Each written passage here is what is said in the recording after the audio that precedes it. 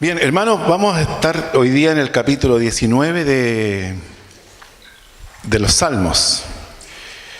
Este es un salmo interesante, hermoso. Yo creo que usted va a aprender mucho de este salmo. Por ejemplo, vamos a aprender acerca del lenguaje, del maravilloso lenguaje de Dios. Usted sabe que el lenguaje, nosotros somos personas que nos comunicamos, somos comunicativos, ¿cierto? Y esto no tiene siempre que ver con la palabra verbalizada, ¿cierto? Por ejemplo, si usted hace, ¿qué está diciendo? ¿Cierto? Cuando entra, yo me recuerdo en las clases cuando niño, entraba una autoridad y el profesor decía, porque venía entrando alguien, ¿cierto? Entonces todos nos parábamos. Y cuando esa persona se daba cuenta que todos él decía, ¿cierto? Y eso es, quiere decir, sentarse. Nosotros siempre usamos distintas formas de comunicarnos, y no solamente a través de las palabras dichas, sino que también los gestos, las miradas. Son varias las cosas que nosotros usamos para comunicarnos. Los seres humanos utilizamos muchas y diversas formas no verbales que son casi tan fuertes y explícitas como la forma verbal. Decíamos gestos, miradas, aún las expresiones faciales, ¿cierto? La expresión de la cara, el lenguaje de las manos son eficaces formas de comunicarnos. También Dios nos habla de muchas maneras. Por ejemplo, Dios nos habla a través de sueños, Dios nos habla a través de las circunstancias, puede ser, ¿cierto? Dios nos habla a través de las pruebas, Dios nos habla a través de ángeles, distintas maneras. Hoy día vamos a conocer dos maneras en que Dios nos habla. Dios nunca ha permanecido en silencio, nunca ha estado en silencio. Dios siempre, siempre nos habla. Y el lenguaje de Dios es sumamente sabio. Y eso nos va a asombrar y eso vamos a conocer hoy. También el lenguaje de Dios es eficaz, muy eficaz. Dios sabe cómo hacerse entender. Este salmo nos muestra que Dios se da a conocer a través del lenguaje no verbal, pero poderoso. Pero también nos muestra la palabra escrita, su palabra dada a conocer. Este salmo nos dice que hay un gran libro que todos podemos leer, aunque seamos iletrados o analfabetos. Y este es el libro de la creación. A través de su lectura conoceremos la inteligencia de Dios. Conoceremos el maravilloso e infinito poder de Dios. A través del libro de la creación, conoceremos la mente de Dios llena de ingenio, creatividad, arte y diseño. No sé si usted se ha asombrado alguna vez con alguna parte de la creación, de la naturaleza, ¿cierto? Es algo asombroso. Por lo tanto, la majestuosidad también de Dios la conoceremos y su grandeza. También, hermanos, a través de este libro y en este salmo vamos a conocer la maravillosa sinfonía de todos los astros. Me imagino Dios dirigiendo esto como una gran orquesta, donde entran en escena las estrellas, las constelaciones, ¿cierto? Las figuras que hay en los cielos. Por ejemplo, la Vía Láctea es un manchón lechoso, ¿cierto?, que cruza el cielo, donde están allí concentradas pero millones y millones de estrellas. Lo extraordinario de esto es que hay movimiento perfecto, sincronizado. Por lo tanto, Dios está dirigiendo esta tremenda sinfonía, los astros ejecutando cada uno su rol asignado por el Creador. Qué lindo. La maravillosa también sincronización que existe de cada elemento. Nosotros sabemos que nuestros relojes están sincronizados, pero con el gran reloj divino, ¿cierto? Del giro, ¿cierto? Que hace la Tierra las 24 horas cada día. Y eso es tan exacto que nuestros relojes tienen que ajustarse a esa rotación que está teniendo día a día la Tierra. Cada elemento, desde el más grande hasta el más diminuto, desempeña su función sin jamás, y esto es interesante, hermano, sin jamás salirse de su propósito. Eso me asombra, eso me llena de asombro, cómo es la sabiduría de Dios. Se podría decir también que este salmo es la revelación de Dios en el cielo y también en la tierra. La revelación de Dios, cómo Dios se revela a través de los cielos. Afirman algunos comentaristas que este salmo son en realidad dos salmos. Hay algunos que sostienen esto.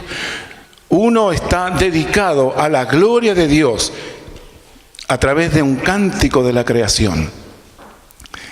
Es decir, la creación glorifica a Dios. Y ese es el Salmo 19, parte A, versículos 1 al 6.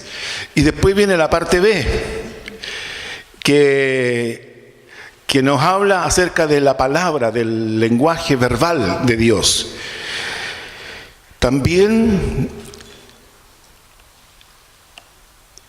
Dios en la otra parte está dedicado a la Torá o a la ley o a su palabra y los beneficios que ésta trae a cada ser humano.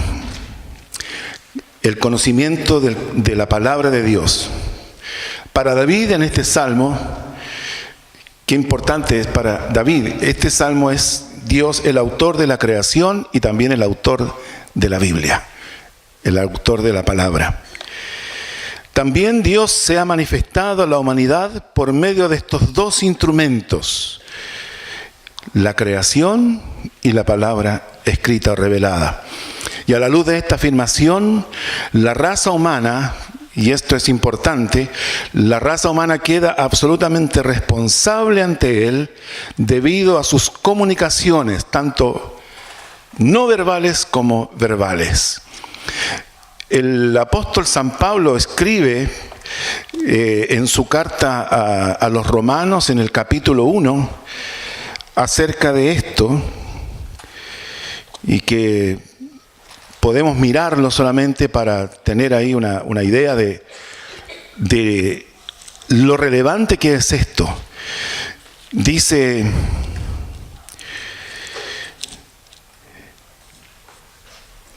en el capítulo 1 de Romanos, que dice: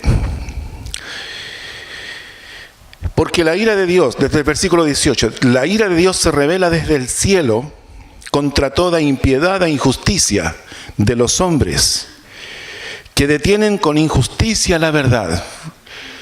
Es un texto bastante fuerte acerca de la ira de Dios que se revela desde el cielo. Dice: porque lo que de Dios se conoce les es manifiesto. Lo que de Dios se conoce, pues Dios se lo manifestó. Porque las cosas invisibles de Él, su eterno poder y deidad, se hacen claramente visibles desde la creación del mundo, siendo entendidas por medio de las cosas hechas, de modo que no tienen excusa. Pues habiendo conocido a Dios, no le glorificaron como a Dios ni le dieron gracia, sino que se envanecieron en sus razonamientos y su necio corazón fue entenebrecido. Profesando ser sabios, se hicieron necios, hasta hoy. y cambiaron la gloria del Dios incorruptible en semejanza de imagen de hombre corruptible, de aves, cuadrúpedos, es decir, ídolos. Y ahí vemos las consecuencias, por lo cual Dios los entregó a la inmundicia en las concupiscencias de sus corazones, de modo que deshonraron entre sí sus propios cuerpos. Pero lo interesante del versículo 20, las cosas invisibles de Él, a Dios no lo vemos, pero vemos su obra. Sí, dice, su eterno poder y deidad se hace claramente visibles desde la creación. Entonces, Dios desde la creación le habla al ser humano, Dios le habla al hombre desde su creación. Entonces, hermanos, uno tiene que observar solamente para irse dando cuenta de cómo Dios se ha comunicado con el hombre. Por lo tanto, el Salmo 19 da un elocuente sumario de dos destacados vehículos de la revelación que hace de sí mismo. Qué importante es. Primero, entonces, la revelación general de Dios.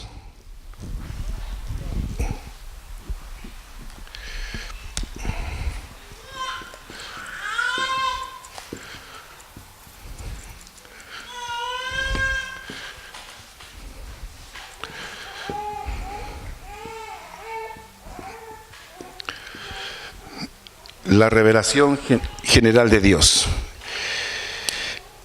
Fíjese cómo comienza este salmo. Dice, los cielos cuentan la gloria de Dios y el firmamento anuncia la obra de sus manos.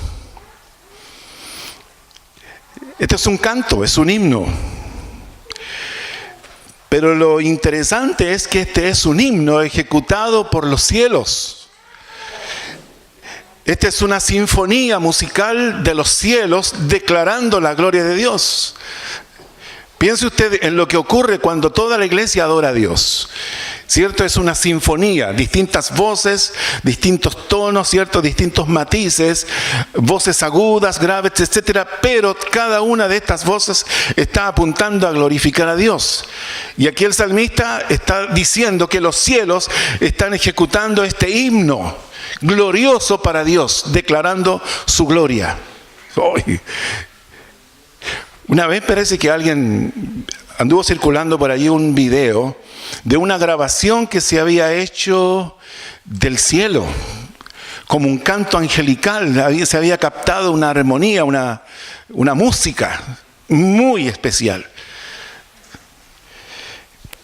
¿Puede ser? El cántico de alabanza de los cielos va dirigido a Dios, que tiene su trono sobre los cielos. El firmamento, aquí para aclarar, el firmamento dice, anuncia la obra de sus manos. El firmamento es lo que ven quienes están mirando desde la tierra. Nosotros vemos el firmamento, pero más allá del firmamento, los cielos. El testimonio del universo aparece consecuente, claro, pero la pecaminosa humanidad la resiste de una forma persistente. La revelación de Dios en la creación quizás no convierte, como dice un comentarista, tal vez no convierte los pecadores, pero los hace enormemente responsables. ¿Cómo vamos a justificar? ¿O vamos a decir que es toda una casualidad? Que hubo un ordenamiento accidental de los átomos para provocar esta creación, pero ¿dónde se originó? ¿Quién puso esa materia? ¿Quién cargó de esa energía a cada astro para brillar, por ejemplo? ¿Cuánta energía se consume cada segundo en la emisión de la luz, por ejemplo? ¿O cuánta energía se necesita para trasladar, ¿cierto? La Tierra está girando durante un año, ¿cierto? Es toda su traslación alrededor del Sol. ¿Quién puso esa energía en este planeta para que la Tierra haga eso? Y no cambie su curso, no se incline más allá de lo que debe inclinarse. No se mueva de su... Aunque no hay nada, ¿cierto? No hay un riel, no hay una guía, ¿cierto? Sin embargo, la Tierra está sujeta y cumpliendo. Es interesante la publicación de los cielos. Lo invisible de Dios, cuya gloria brilla con gran resplandor en los cielos visibles, lleno de astros, cuyas estructuras, belleza y orden debe maravillarnos para dar gloria a Dios, para reconocer el poder de Dios, la inteligencia de Dios. Los ateos dicen que no hay Dios. Por lo tanto, cuando ellos dicen que no hay Dios porque no lo ven, de esa manera ellos como que automáticamente dicen entonces tampoco hay una causa suprema a quien rendirle cuentas. Por lo tanto, yo puedo hacer lo que yo quiera. Y si mi espíritu necesita postrarse, yo puedo fabricarme el ídolo y a través del ídolo puedo satisfacer mi necesidad espiritual. Se cumple lo que dice el apóstol San Pablo en Romanos 1, lo que acabamos de leer. Dice, un día emite palabra otro día y una noche a otra noche declara sabiduría. Y aquí habla, aunque usa la palabra, un día emite palabra, en realidad está hablando de que se emite o borbotea o brota a borbotones una narración o una proclamación.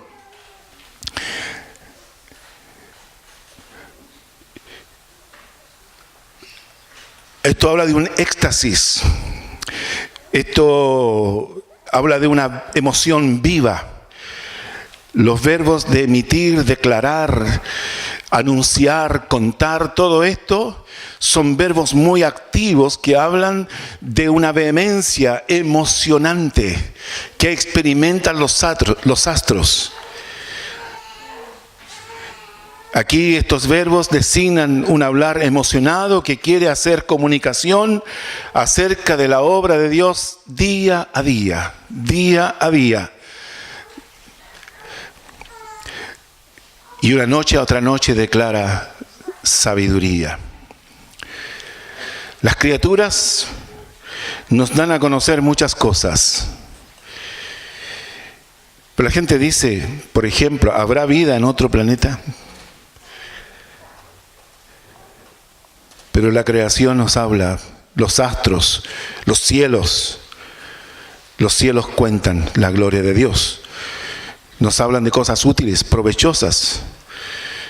Pero lo más importante y lo más relevante es que cuentan la gloria de Dios.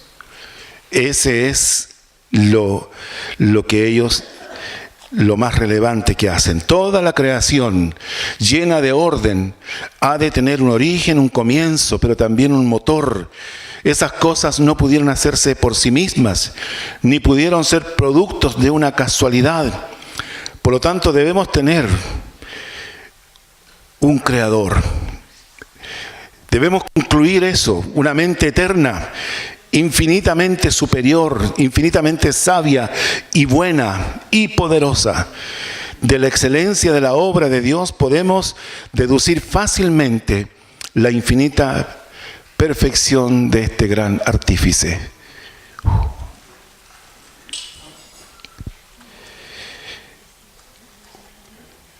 Un día emite a otro día. Un día exacto, 24 horas. Un día puntual, un día permanente en el tiempo. un día a otro día, presente por todos los siglos. La secuencia de la comunicación gloriosa y continua. Una noche a otra noche, como un canto antifonal. Dos coros alternativos, uno del día y otro de la noche. ¿Cómo será eso? Palabra y sabiduría. Estos dos términos que dice, un día emite palabra y otra noche declara sabiduría, está asociado a la glosolalia o a la abundancia o diversidad de lenguas, de las obras vivas de Dios. Es Dios dándose a conocer a través de su obra, dejando perplejos y asombrados a los hombres que no tienen una explicación razonable o que simplemente rechazan el concepto de que Dios es el creador y es más fácil fabricar un ídolo. El versículo 3 dice: no hay lenguaje ni palabras, ni es oída su voz. No hay un lenguaje verbal. Por lo tanto, no es un lenguaje perceptible con el oído humano. Hay una palabra hebrea, omer. Dice que es un mensaje con un contenido altamente definido, pero incomunicable con las palabras del lenguaje humano. Qué hermoso. Yo pienso en el salmista David, conectado con el Espíritu de Dios, tal vez en una noche de quietud, donde él pudo elevar su alma, ¿cierto?, a tratar de expresar con palabras lo que estaba observando, el cielo. Hoy día los cielos no son tan limpios, ¿cierto? Hay una contaminación lumínica que no permite observar el cielo como corresponde, pero usted se aleja algunos cientos de kilómetros de la capital y va y queda asombrado del espectáculo que usted puede observar en el cielo. Y yo pienso que así estaba David cuando estaba siendo inspirado a escribir lo que nosotros tenemos en este salmo. El versículo 4 dice: por toda la tierra salió su voz, hasta el extremo del mundo sus palabras. Por toda la tierra sale su sonido. Y dice que llega hasta el fin del mundo este lenguaje. En el versículo 2 veíamos que el lenguaje es continuo, día a día, noche a noche. Pero el versículo 4 habla del alcance, que llega a todas partes. Hasta el extremo del mundo sus palabras, por toda la tierra salió su voz. Esta palabra tierra se refiere a una tierra húmeda que es capaz de sustentar vida, es decir, la tierra donde hay un mundo habitable. El salmista oye este sonido de los cielos, un sonido como himno y al mismo tiempo sobrecogedoramente instructivo. Él ve cómo la vida de Dios está presente y que va a toda la tierra, hasta la última etnia, hasta la última raza, hasta el último pueblo, hasta el fin del mundo salió la voz de Dios. Por tanto, este es un salmo misionero, ¿cierto? La creación, podemos decir que está henchida de la noticia vigorosa, aunque inaudible, pero que exalta la gloria de Dios. Por toda la tierra, hasta el extremo del mundo, sus palabras.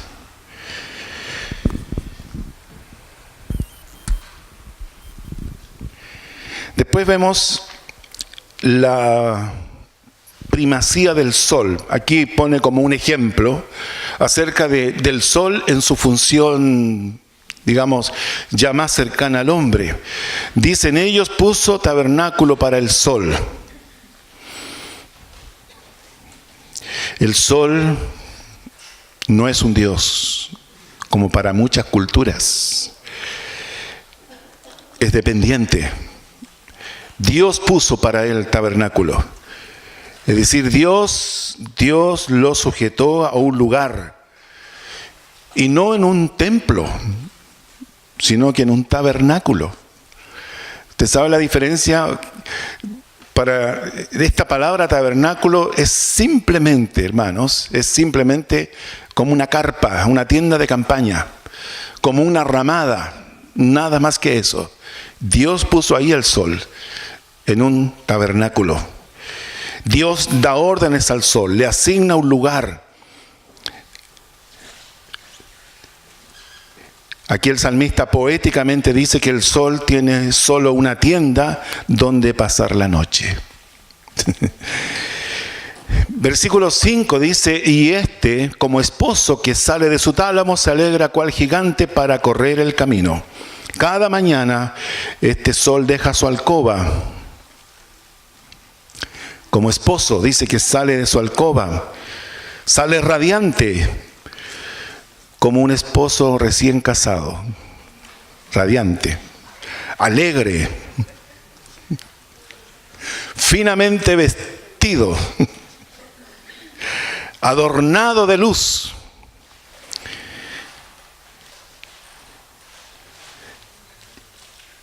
Dice, se alegra cual gigante para correr el camino. El gozo y la luz están siempre relacionadas. Donde hay luz, hay gozo. Donde hay tinieblas, no puede haber gozo. Y habla del movimiento orbital. Dice que es constante y perfecto, y fiel y cumple el propósito. De un extremo de los cielos es su salida y su curso hasta el término de ellos. Y no hay nada que se esconda de su calor. Por lo tanto, como gigante se le compara para realzar su fuerza lumínica y calórica, para alcanzar a todo lugar. Matthew Henry, el comentarista, dice que no fue hecho el sol para estar ocioso, sino que él tiene un trabajo diario, un curso diario que realizar. Es tan exacto que se puede predecir. Mi teléfono tiene una aplicación tiempo y aquí me dice cómo va a estar el día, nublado, soleado, temperaturas máxima y mínima y el horario de la salida del sol y de la puesta del sol. Es exacto. Todos los pueblos de la tierra pueden escuchar a estos predicadores naturales, como este sol que nos presenta aquí el salmista. Luego vamos a la revelación,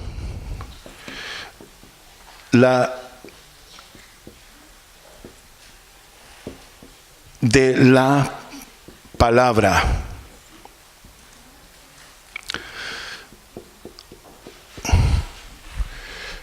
La revelación de la palabra de Dios.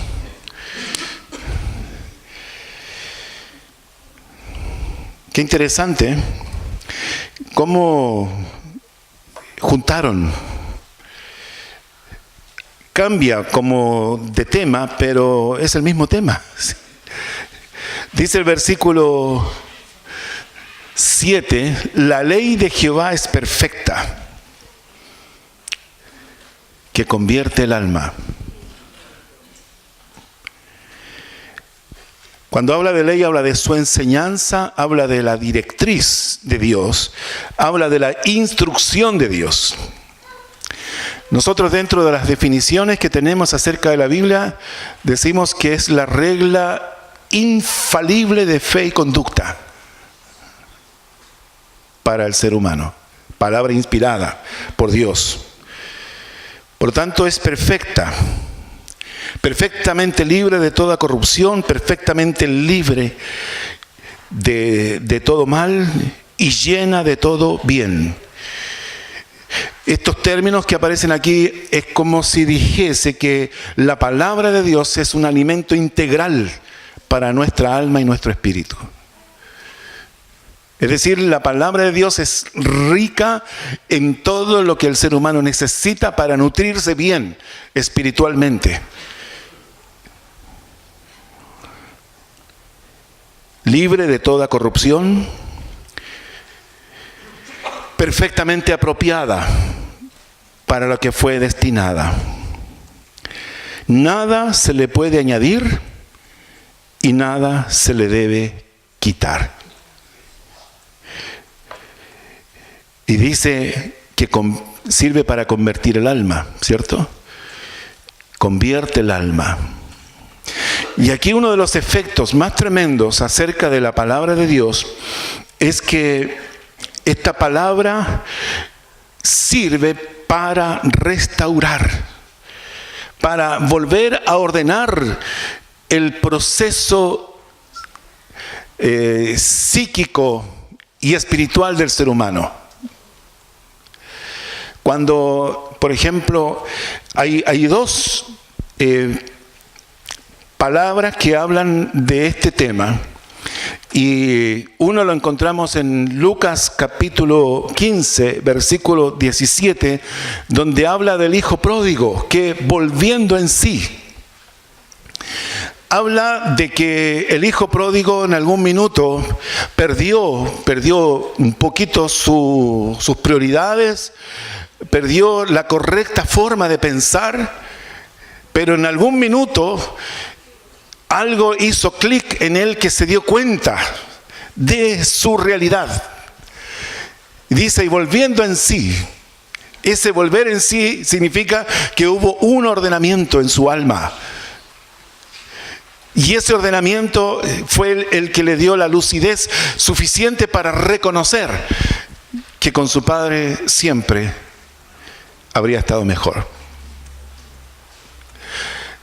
El otro texto es Primera de Reyes 17, 22, que habla acerca de un milagro de un profeta llamado Elías. Dice, y Jehová oyó la voz de Elías, y el alma del niño volvió a él y revivió. Qué glorioso. Ese niño estaba declarado clínicamente muerto. Pero sin embargo, dice que la oración de Elías, y Dios oyó la voz de Elías, y el niño volvió, dice, y el alma del niño volvió a él. Hermano, es un poco el efecto reconstructivo que la palabra de Dios hace en el intelecto y en los sentimientos de todo ser humano. Convierte el alma. ¡Wow! ¿Cuántos no hemos experimentado eso? ¿Ha sido esa su experiencia? De realmente cuando usted conoció a Cristo, su alma tuvo un ordenamiento que usted comenzó a experimentar.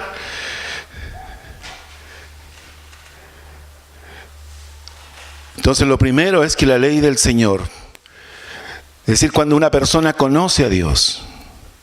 Estoy leyendo un libro acerca de este proceso regenerativo.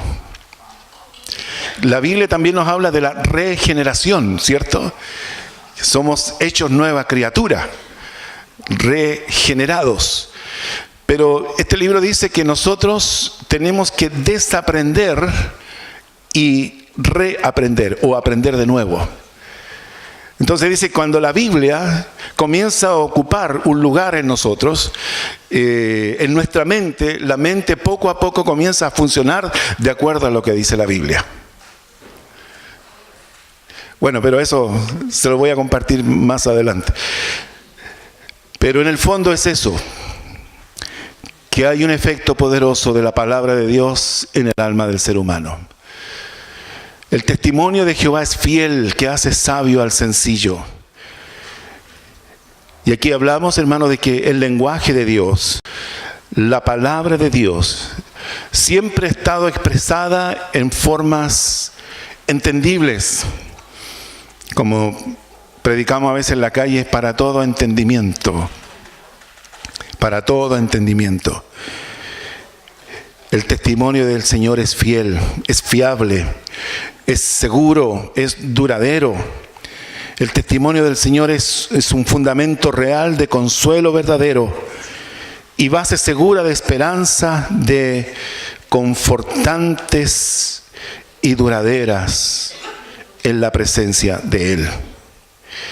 Y dice que hace sabio al sencillo, hasta el más humilde, hasta el más iletrado, hasta el que tiene menos estudios, hasta el que no tiene ningún estudio, hasta el analfabeto, también al que sea consciente de su propia simpleza y que está dispuesto a ser enseñado. Creo que esa es la base, hermanos. Segunda de Timoteo 3:15 afirma la palabra de Dios acerca de esto tan importante que el Señor hace sabios. Yo no sé si usted ha conocido gente con muy poco estudio, pero muy sabia. ¿Sí? Y uno se asombra de eso, como una persona que tiene tan poco estudio. Dice que desde la niñez has sabido las sagradas escrituras, las cuales te pueden hacer sabio para la salvación por la fe que es en Cristo Jesús. Entonces, hermanos, la palabra de Dios te hace sabio. Qué importante es esto. Sabiduría, por ejemplo, sabiduría para tu vida personal, sabiduría para ordenar tus prioridades, sabiduría para ordenar tu familia, sabiduría para emprender negocios, sabiduría para huir del peligro, sabiduría para emprender innovaciones, sabiduría para poder influir en aquellos que te rodean. Ejercer liderazgo en aquellos que están sobre ti, aquellos que están, ¿cierto?, como tus padres y aquellos que están bajo tu autoridad. Sabiduría para conducir tu vida, para administrar tu vida, para administrar tus dones, talentos. Sabiduría para cuidar tu cuerpo, por ejemplo. También dice el versículo 8, los mandamientos de Jehová son rectos, que alegran el corazón. Los mandamientos del Señor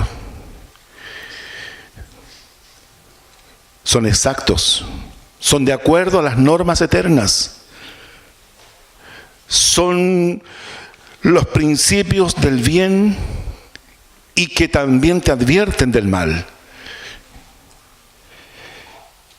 Hermano, es importante tener la humildad para ser enseñable. Es importante tener humildad para ser enseñable. Porque esto trae un beneficio para el alma. Dice, alegra el corazón. Los mandamientos del Señor son rectos, alegran el corazón. Su observancia te da una buena calidad de vida. Podemos mirar, por ejemplo, en Jeremías 31 al 33. Habla acerca del nuevo pacto.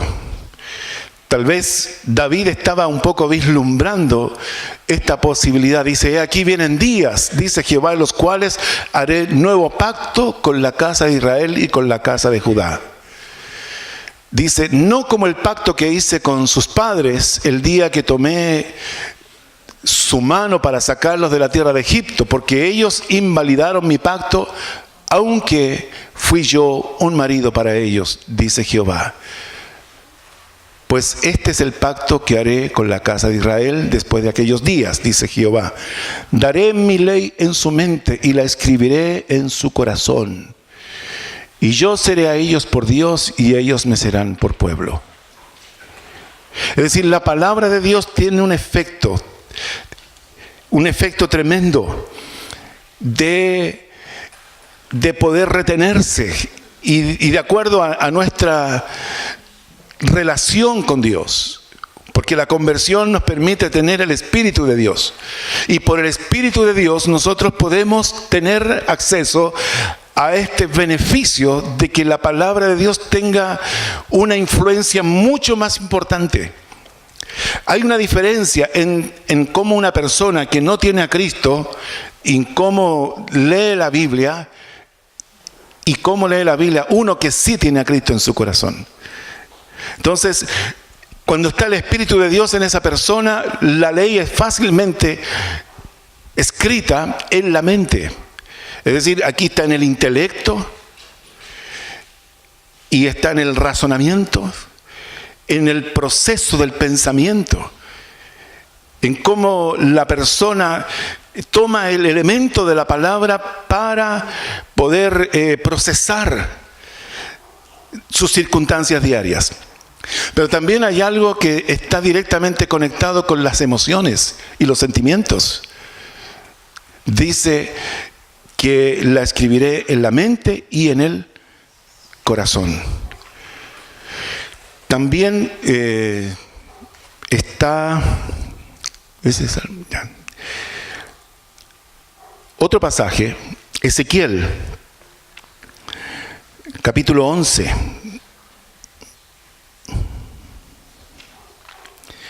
...19 y 20...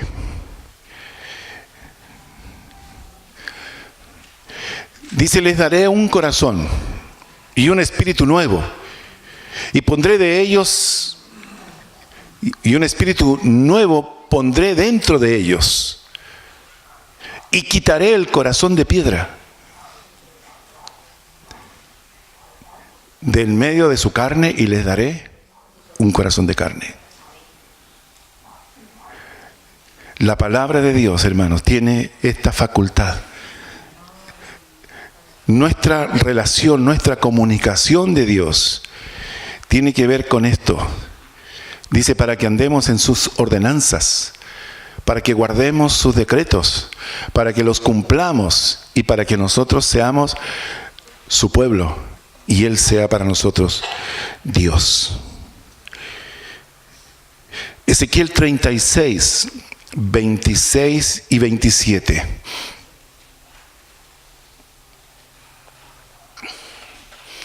Os daré corazón nuevo y pondré espíritu nuevo dentro de vosotros. Y quitaré de vuestra carne el corazón de piedra y os daré un corazón de carne. Y el 27.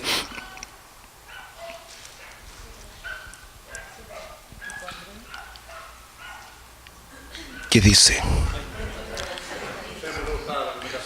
Y pondré dentro de vosotros mi espíritu, y haré que andéis en mis estatutos, y guardéis mis preceptos, y los pongáis por obra. Hermanos, cuando nosotros conocemos al Señor, Dios es el que obra en nuestro espíritu. Pero es tremendamente importante.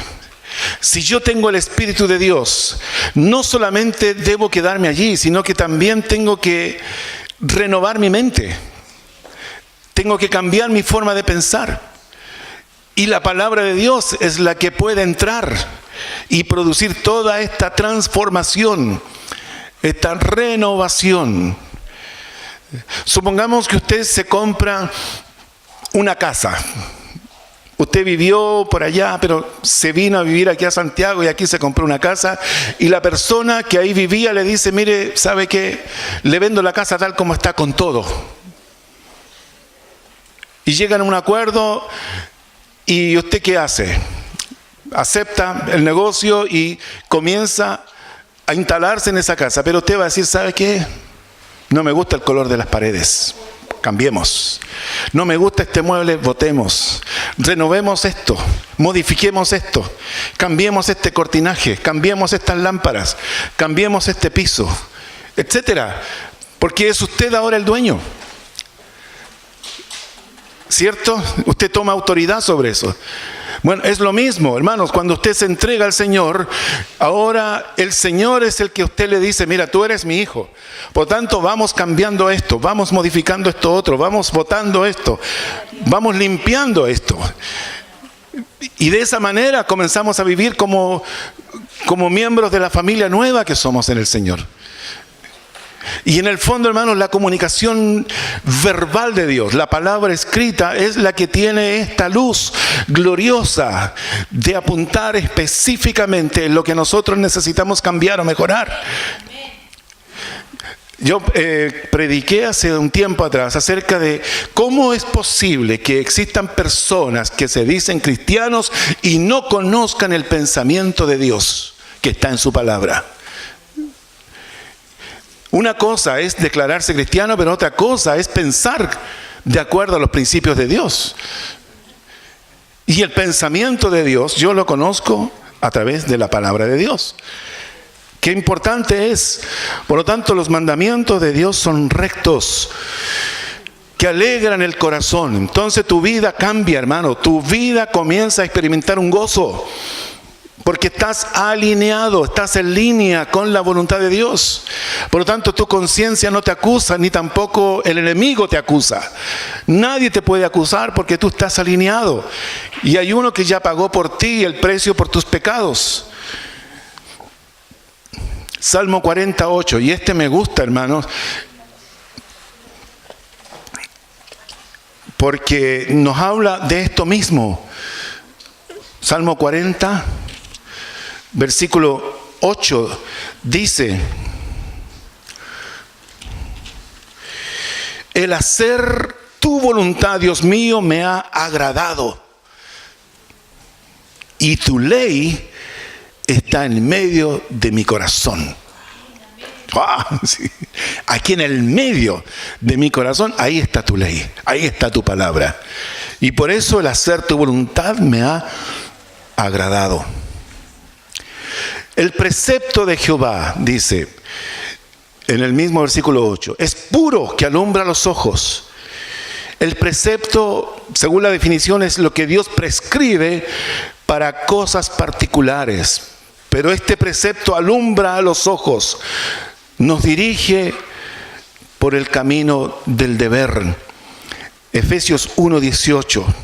Este precepto que alumbra los ojos, podríamos decir, es una asociación de la luz con la verdad, o el conocimiento y la comprensión de la verdad.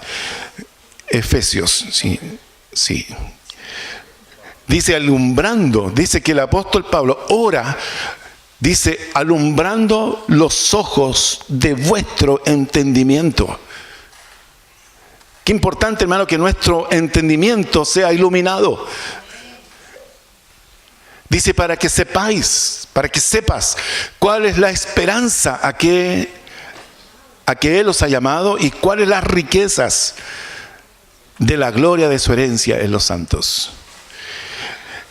Fíjese este énfasis que hace, habla acerca de la esperanza y las riquezas.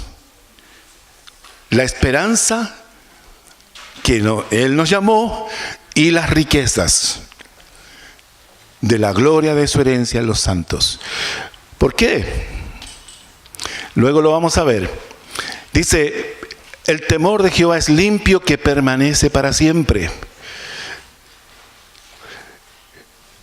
No cambia, no se corrompe, no se modifica. El tiempo no puede alterar su naturaleza, y es la respuesta del salmista como respuesta humana a las instrucciones de Dios. El temor de Jehová es limpio. El temor de Jehová frena mis pasos. El temor de Jehová me hace tomar mejores decisiones. El temor de Jehová me hace ser prudente. Y los juicios de Jehová son verdad, todos justos. Los juicios de Dios, los decretos de Dios, las sentencias de Dios, todo lo que Dios hace está ajustado a la verdad y a su perfecta justicia. Su palabra es verdad. Nosotros, hermanos, debemos confiar en la justicia de Dios. Debemos confiar siempre en que la justicia de Dios es eficaz y verdaderamente justa. Versículo 10 dice: deseables son más que el oro y más que mucho oro afinado, y dulce más que miel y que la que destila del panal. Aquí viene ahora el término de la riqueza, el aprecio por la palabra, más que el oro. El oro adorna, ¿cierto? El oro tiene su precio bastante alto. Hay gente que no compra divisas, no invierte en divisas, sino que invierte en oro. Y compra oro y tiene sus monedas de oros. Bueno, una joya de oro, ¿cierto? Es decir, el oro adorna, pero también es limitado en su uso. Es peligroso por ser demasiado codiciable. El que tiene oro, ¿cierto?, tiene que cuidarse. También el oro es solo de uso terrenal.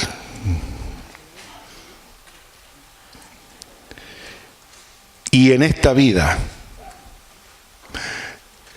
el oro solamente sirve para el cuerpo, pero no para el alma ni para el espíritu. Qué atroz, hermano, cuando fallece una persona, lo primero que hay, ¿cierto? Vamos. También. Hermanos, los campos de concentración nazi tenían personas que una vez que los mataban, ¿cierto?, los sacaban, y habían algunos que estaban cortando el cabello y otros que estaban abriendo la boca y sacando todas las piezas de oro, y juntaban miles. El oro no lo podemos llevar y no nos sirve de nada.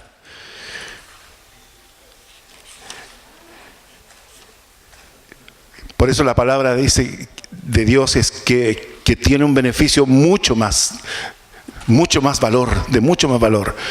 La miel habla de los placeres, de los sentidos, la sensualidad del hombre y de la mujer. La sensualidad, ¿cierto?, de nuestros sentidos, de la vista, del olfato, del gusto, del tacto. Los placeres. La miel, ¿cierto?, es una sensación de placer muy grande, ¿cierto?, su dulzura.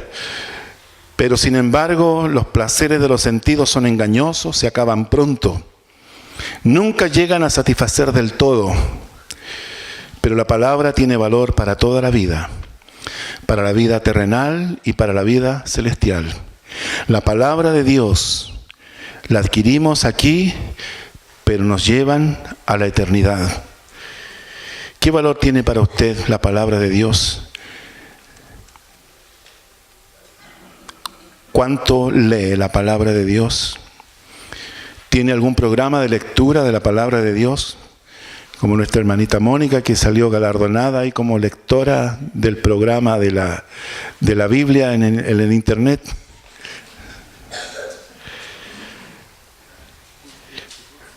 ¿Cuántas veces la lee? ¿Cuánto lee? ¿Cuánto tiempo se toma usted para leerla?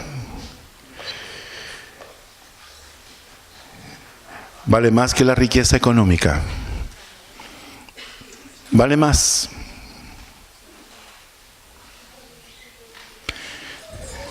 Una vez me tocó la oportunidad de orar por una persona, un grupo grande, era un americano, y yo no sabía que ese era un hombre de negocios y que estaba con su negocio prácticamente quebrado, tenía problemas, y un amigo misionero traducía para él una palabra de ciencia que yo estaba dándole, y ese hombre comenzó a quebrantarse.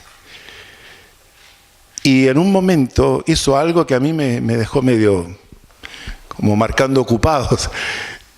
Sacó de su mano un anillo de oro grande, con algunas piedras, ¿cómo se llaman estos? Brillantes, con brillantes o circones. Y lo puso en mi mano y la cerró. Ese anillo todavía lo tengo en la casa, no tengo idea qué hacer con él. No lo uso, yo no uso eso. Ahí está. Esto pasó hace 16 años. Y el anillo está igual. Es un anillo de oro grande, bonito. Pero lo que me hace pensar, hermano, es que la palabra que ese hombre recibió esa mañana fue más valiosa que el anillo que estaba en su mano. Y él dijo, lo que Dios me está dando ahora tiene mucho más valor que este anillo. Y yo hablé con el misionero y le dije, ¿sabes qué? Un hombre me puso este anillo. Me dijo, es tuyo, guárdalo. Es una forma de expresar su gratitud. Yo le dije, yo pensé en que tal vez ese hombre quería que yo orara por su matrimonio y por eso puso su anillo. Yo me daba cuenta que él me lo estaba regalando, pero aún así no quise aprovecharme de la situación, porque es una joya cara. Y me dijo, no, es tuyo, él te lo regaló. Tú le diste una palabra, Dios habló a través de ti y ese hombre en gratitud puso ese anillo en tu mano. Así que ahí está guardado el anillo. No sé qué hacer con él. Hermanos, porque nuestra riqueza no debe estar apuntando a estas cosas. La palabra de Dios nos instruye en el camino correcto. Dice el versículo 11, tu siervo es además amonestado con ellos y en guardarlos hay grande galardón. La amonestación de Dios viene por el conocimiento de la palabra. La palabra de Dios es la que nos es como un espejo en la cual nosotros podemos mirarnos. La palabra nos instruye en el camino correcto, nos orienta para que sepamos en cada momento lo que debemos hacer y lo que debemos evitar. En guardarlos hay premio, tanto para esta vida como para la vida venidera. El galardón usted lo obtiene aquí cuando obedece la palabra. Pero también viene un galardón más grande cuando usted cruza el umbral a la eternidad. Ahí hay grande galardón. Y también la aplicación de la palabra. Y aquí, esta es una oración del salmista. Con esto vamos ya concluyendo. Dice, ¿quién podrá entender sus propios errores? Líbrame de los que me son ocultos. ¿Quién podrá entender? Hermanos, cuando habla de entender los errores, esta palabra error está asociada a pecado. La definición de pecado es errar el blanco. Entonces, nuestros pecados, ¿quién nos podrá ayudar a entenderlos? Solamente Dios. Dios que nos habla a través de su palabra. Hay personas que se consideran buenas, que se consideran que no necesitan ningún plan de salvación. Pero cuando usted le predica la palabra, esa persona comienza a sentirse confrontado, que no es tan bueno como pensaba. Porque hay gente que dice, no, yo no le hago mal a nadie. Aún así, hermanos, hay gente creyente, cristiana, que se nutre poco con la palabra, pero tienen actitudes religiosas. Y cuesta muchísimo que ellos corrijan conductas porque ellos sienten que no necesitan. Pero cuando la palabra de Dios les habla, ahí sí Dios les hace comprender sus errores. David trata con sus pecados también no intencionales. Él tiene yerros, tiene fallos no premeditados. Pero ¿quién le demostrará esos errores sino el conocimiento de la palabra de Dios? Y aquí hace una oración muy sincera, hermanos. Él dice, líbrame de los que me son ocultos. Líbrame, Señor, de aquellas cosas que yo hago, que ante mis propios ojos están bien, pero que están mal. Aunque estén bien para los ojos del mundo, pero no delante de los tuyos. El versículo 13 dice, preserva también a tu siervo de las soberbias. Es decir, que le preserve de las actitudes insolentes, de la arrogancia, de la altivez, de ese orgullo humano. Presérvame, dice, de las soberbias, que no se enseñoreen de mí. Es decir, que triste es cuando una persona que conoce a Dios no tiene la humildad para reconocer sus errores. Dice, entonces seré íntegro y estaré limpio de gran rebelión. Entonces,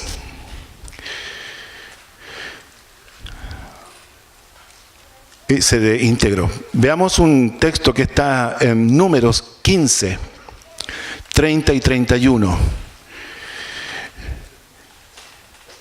Él tiene temor porque una pasión, un momento, un arranque le juegue una mala pasada.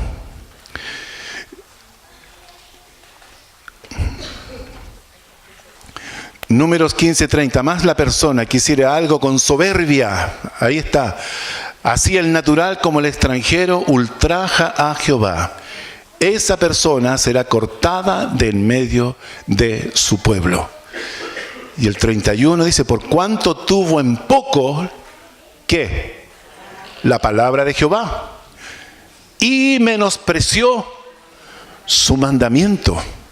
Enteramente será cortada esa persona, su iniquidad caerá sobre ella. Finalmente, dice, sean gratos los dichos de mi boca, la meditación de mi corazón delante de ti, oh Jehová, roca mía y Dios mío. Pide humildemente que acepte sus pensamientos y afectos como sus palabras.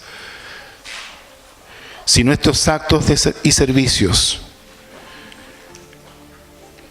si nuestras palabras y nuestros pensamientos no son aceptables a Dios, ¿de qué nos sirve?